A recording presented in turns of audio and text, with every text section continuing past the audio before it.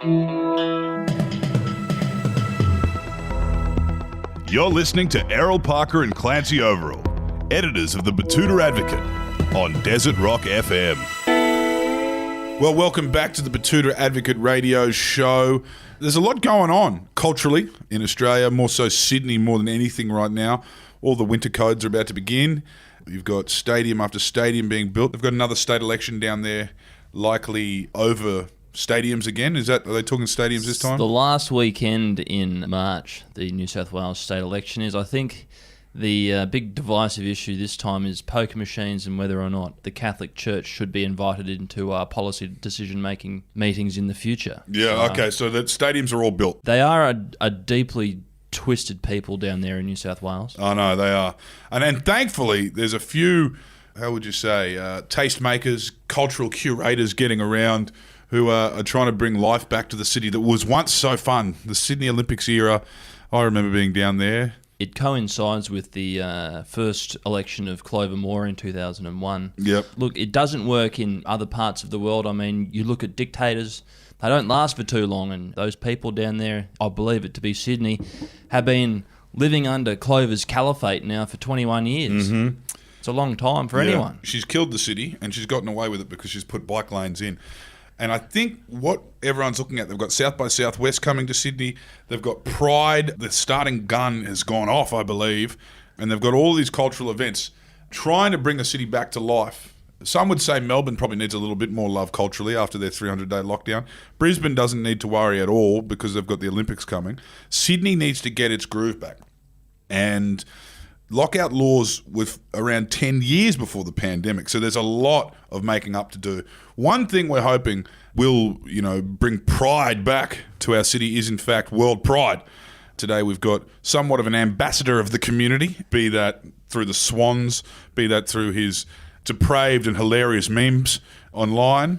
I'm not going to say his handle. I'll let him say that at the end of this show. But thank you for joining us, Tim Abbott. Thank you so much for having us. That was such a wonderful introduction. Thank you. Sorry for throwing so many shots at your hometown.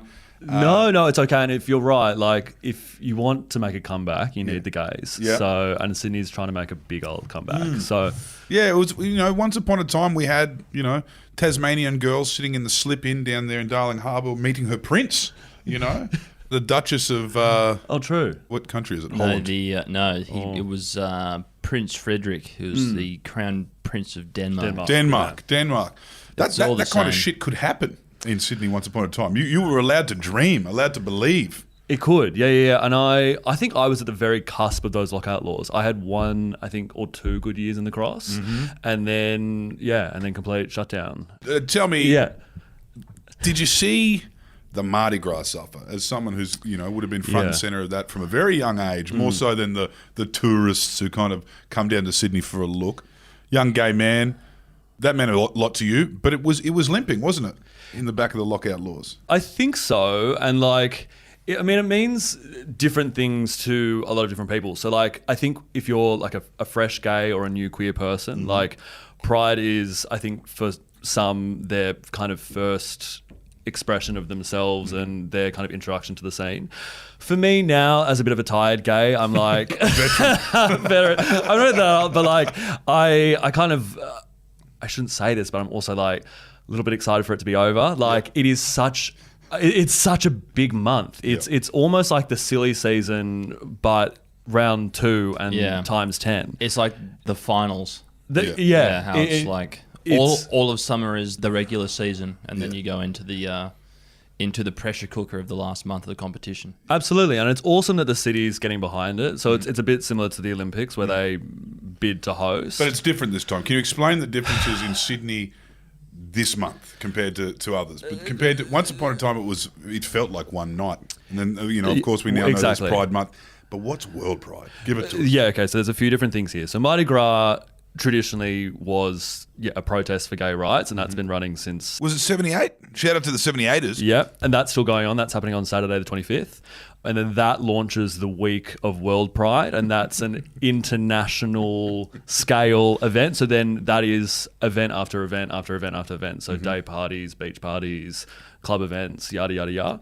And that's a whole festivities. But none of this falls within Pride Month, Right. which happens later in the year, which is very confusing. So Okay. it's like, there's kind of 3 tiers here. All right. And don't ask me when Pride Month is. So why? I think it's in June. It's funny because right around Australia now you're seeing Pride parties. Is this all related to World Pride? Presumably, Yeah. but I think they're expecting.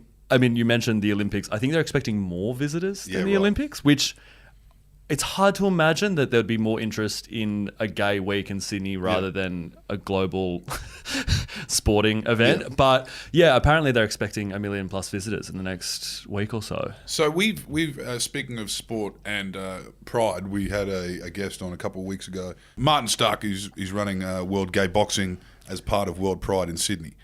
He hasn't been to any of these things, but he's been to a few of the cities in the wake of a World Pride. Have you travelled internationally? Never. No. No, never. And I that actually is kind of a big fear of mine. Like it's kind of, to me, I can't, it's great and it's such a great celebration, but I can't wrap my head around making the intention to like travel overseas to like, I don't know what, like for you guys looking in or presumably getting amongst it, like, is there a hetero equivalent? Like, Well, I don't think there is, but I don't think this has been marketed. I don't think Sydney knows 1 million people are about to arrive. I don't think they do either. No. I know. And The community and friends and family of the community know about what World Pride is and what's happening. I think there's been a few preparations with the city and the state government level, but I don't think anyone. I think they're in for a real shock in the next. I think so. And there's like a couple trinkets sprinkled around town. Like last week, I saw that the museum has put up a gay shark out the front of their museum, which I thought was the Pride Sharks or that. No, it's called Progress Shark. Progress Shark. And I got on my story and I was like, for fuck's sake, like the last thing we need is a fucking great white shark, like touting World Pride. But then Progress Shark. the Progress Shark, and everyone was jumping on me, being like, That's definitely a museum marketing team came up with Progress. But about and he has his own Instagram page, and or they have their own Instagram page. I don't know. Sorry, but It's like a yuppie's dog. Has its own page. Absolutely. And then I kind of came back around to it, and I was like, it's kind of nice. We've got an apex the nerds predator are as getting well. involved. But it feels like and then this year I'm working with the Swans. Yeah. So they're launching a whole. Pride Sorry, I campaign. didn't introduce you properly. Sorry. You are Swans ambassador Tim Abbott. Correct. Yeah, you're correct. Officially now, which is awesome. And the Swans are fantastic. Like they were the first Australian team to walk in Mardi Gras. They've been doing it since I think 2016 or 17. They have a Pride match every year with St Kilda, and they seem to do a lot outside of the official day. Like a lot of brands tap in for the month. Oh yeah. Cash in. Oh yeah. Looking at you, ANZ. Looking at you, Optus. They call that pink washing. Have you ever heard that? Oh, yeah. Okay, yeah. I've known what it is. Pink washing is a great term because we've got sports washing, we've got beer washing. Sure. You know, but pink washing is exactly what happens. Especially that billboard I saw the other day that said it was Optus. Pride starts with yes. Sure. like, I mean, it kind of looks like a consent billboard too. Absolutely, and it's also interesting from I have a marketing background, and like for brands finding people that look gay or like look queer, the casting, the casting for that, and they're like, we need like a girl with armpit hair, we need a bloke with purple hair, like sprinkle them with glitter and like make it as fucking gay as possible. Whereas like the gays that I'm in, I mean, it's they're hiding in plain sight, brother. Yeah, and because like you couldn't have, I don't know, Joe Blow up there because he doesn't look gay. So it's a weird. It's a weird time because like you're seeing yourself everywhere, but you're also not. Yeah. Like, do you know what I mean? Like, and I have this kind of saying, and like people have wanted representation for a really long time. That's a word that gets uttered around the community. But like, I'm really big on integration, and like I think we'll hit like true progress when like the gays and the lesbians are just like interwoven into media and the public without that being their main identity driver, and like that's. But the balance is not erasing the spaces you have, like the clubs, right? The clubs will exist. Absolutely, the clubs will absolutely. exist even with the community interwoven. That's a hot topic. That's a fucking hot topic. And the way I think about it is like, I just want everyone's gonna be having a good time. But a lot of people are very hard on like, I want to go to a gay bar and there'll only be gay men in there. I don't even want lesbians in there. Like I want gay men in there and that's it, because I want to be able to approach someone at the bar and know for sure that they're gay. Yeah. Not just a brother of a girl who's on a hen's party. But tell me about the cyclone approaching. Are you nervous? That's another thing that I would like to talk about. Maybe it's a little bit hard to talk about. That I feel like Pride and Mardi Gras and all these fun events that the community has also is like the only example, particularly in Australia, where hardcore partying is normalised. Absolutely. Like you don't really, even after like someone wins a grand final, the Mad Mondays in the news, like, oh, that's a bit off, guys. Come on.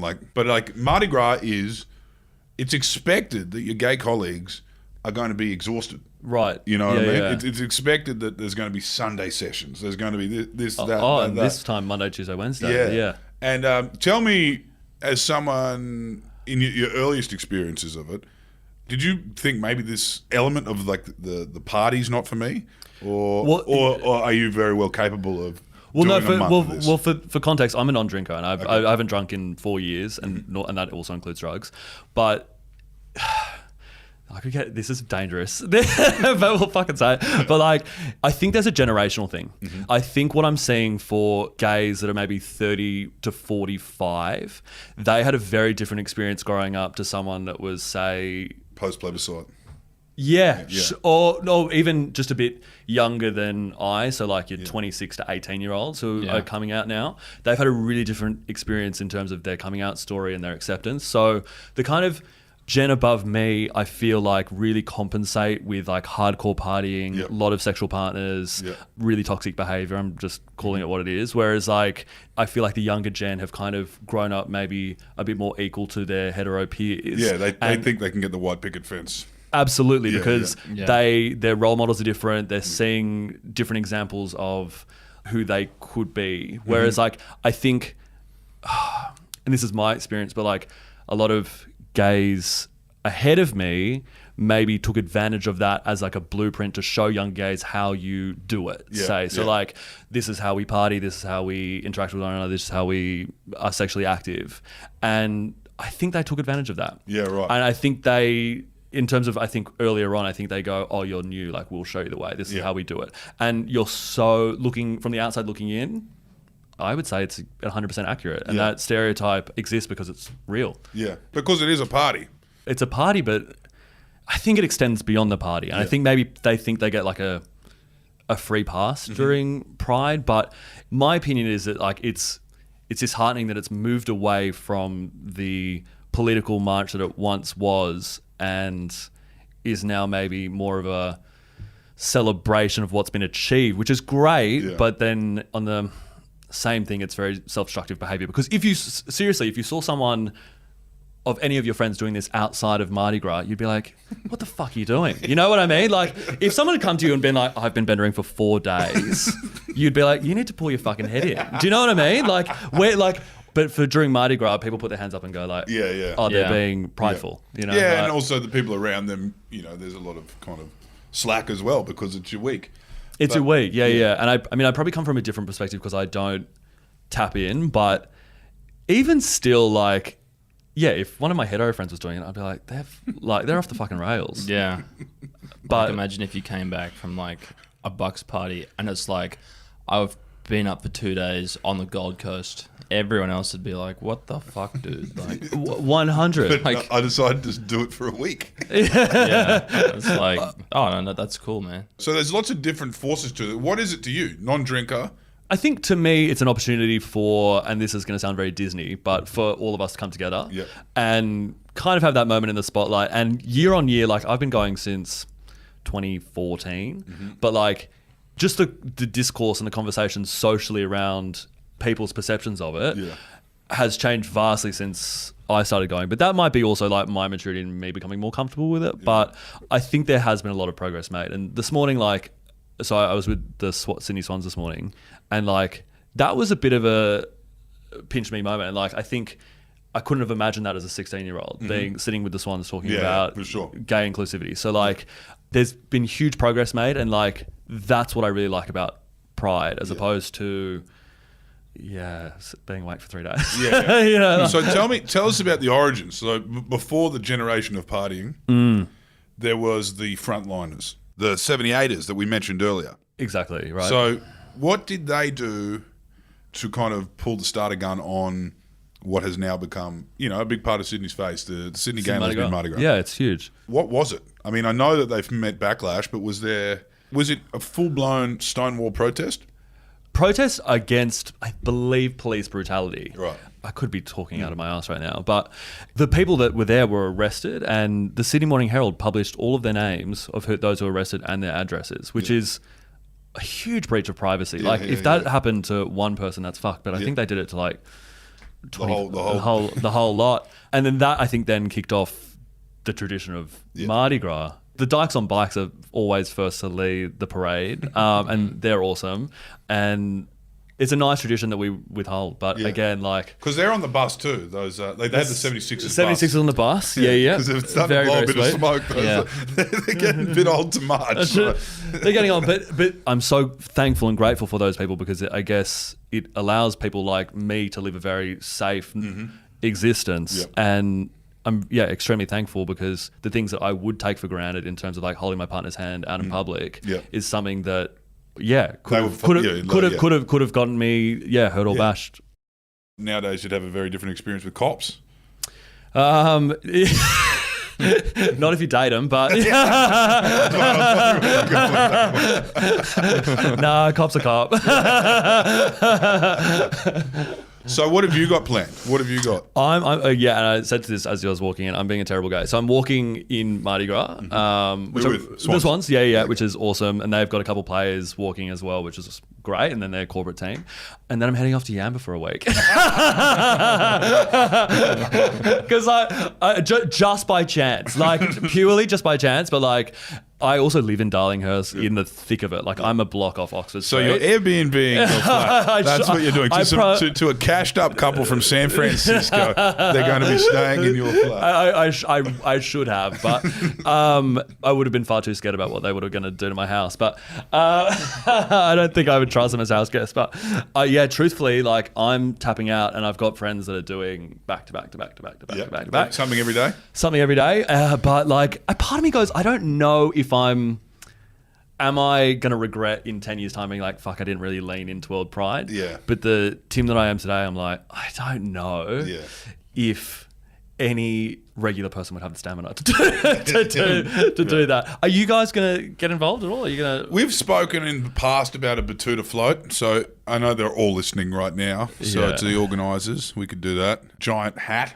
That would be awesome. But yeah, we'll probably, if we can find a reason to get down there, we'll have a poke around. What are the clubs nowadays?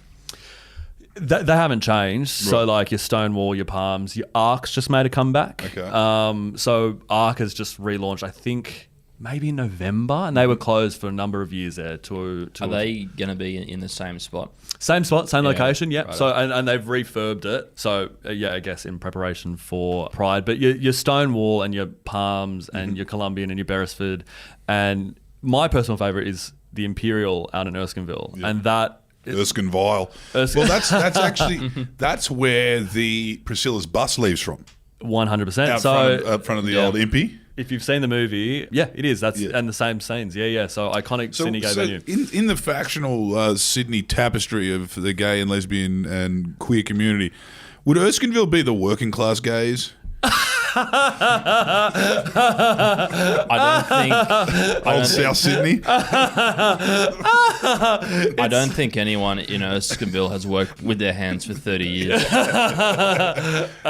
It's actually the same as the hetero world. I would say they're more like arty, creative. Okay. Inner West guys. Inner West. Yeah. Whereas like you're more King's Cross, Punsey, Gotham City, high powered. Exactly. So and then that's probably as far as we extend, and then they're just like scattered around the rest of Sydney. Yeah.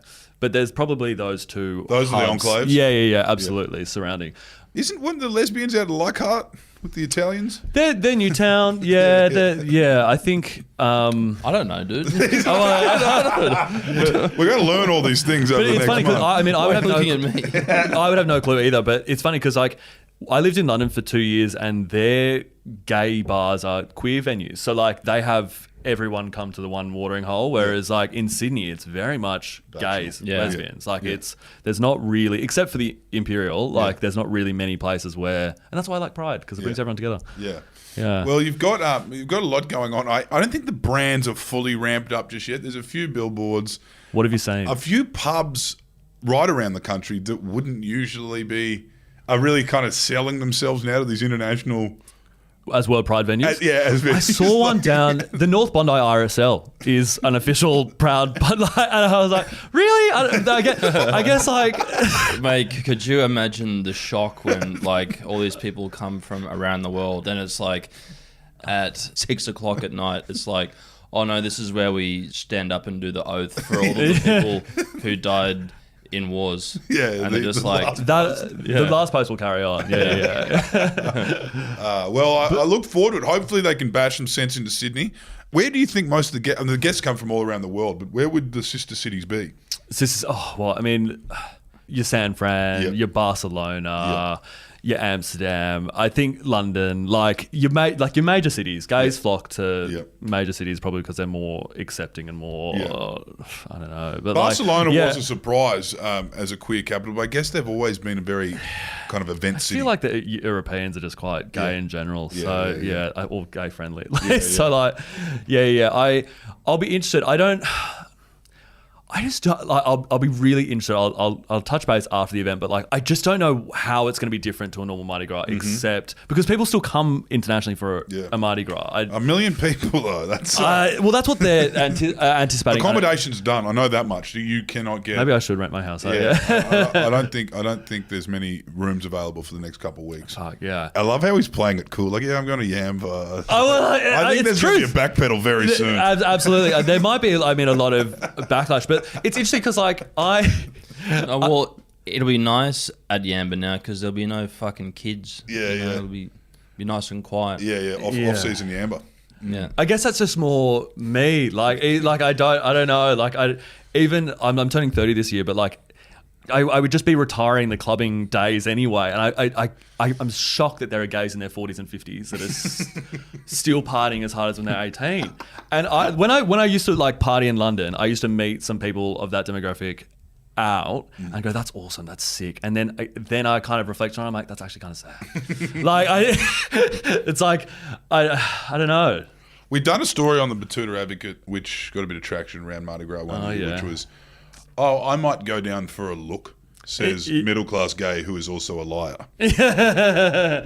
Might go down. I feel like anyone, I mean, you've obviously got concrete plans in place to get out of the city, but I feel like even the adjacent friends of this community are going to be in the thick of it, because I just think everyone's underestimating the scale of what's about to hit. The cyclone is great terminology, because I think that's exactly what it will be. But I think there's also an unspoken group within this who probably won't have any involvement at all. Yeah. Like, I have gay friends that they're not anti it, but wouldn't be caught dead walking in Mardi Gras just because it's not for them. They don't feel it's necessary. They don't feel the urge. Young liberals and stuff. Yeah, very much my demo. But but then also you have allies or people that just think it's the best thing ever and want to get involved. It's really not. It's not a like one brush can cover all. It's approach. Yeah. Whereas the media would make it out to be like, that every single gay man will be down there. Yeah, because I just don't think it's the case. Yeah. Well, there's a lot going on outside of the partying. Obviously, there's Pride sports. There's a lot of arts and I guess film kind of showcases going on around the city. Have you got any friends doing anything great? Great question. I mean, it mostly surrounds drag queens. Like, I think they become the unofficial spokespeople for Pride, and there's something on every single day. Does Sydney have a drag brand? I feel like Priscilla went around the world. Yeah, I think so. I think we certainly have an aesthetic that's probably closest to like your Sheila tuck shop lady. Yeah. That's the kind of shtick that most of them do. The kind of like rough as guts. Rough as guts. I think they like that contrast of like bloke demeanor in a dress. Yeah, so kind of fabulous, but still a bit ochre. Yeah. You know what I mean? Still very Priscilla. I think that heavily influenced particularly the Sydney drag scene, which is great. It's hilarious. It's hilarious. But I think when it comes to Pride events, it's mostly, that pool parties. Yep. Yeah, that sort of thing. But I don't have any friends personally that are hosting events. Like, I don't know, Joel Crease is doing a movie premiere, but but that's It's all happening. There'll be something on every night. yeah. Well, it's a shame that you're getting out of it, but as you said, that's different horses for different courses this next month, and then of course Pride Month that comes later. Were you hoping that I was going to tell you that I was going to be going from club? Well, to I thought that you'd be hosting some sort of Swans super gay football match or something like that. So that happens in June for Pride Month. Yeah. Would love to host it, absolutely, but there's not like, unless I'm extremely out of touch, like I haven't. Mm-hmm.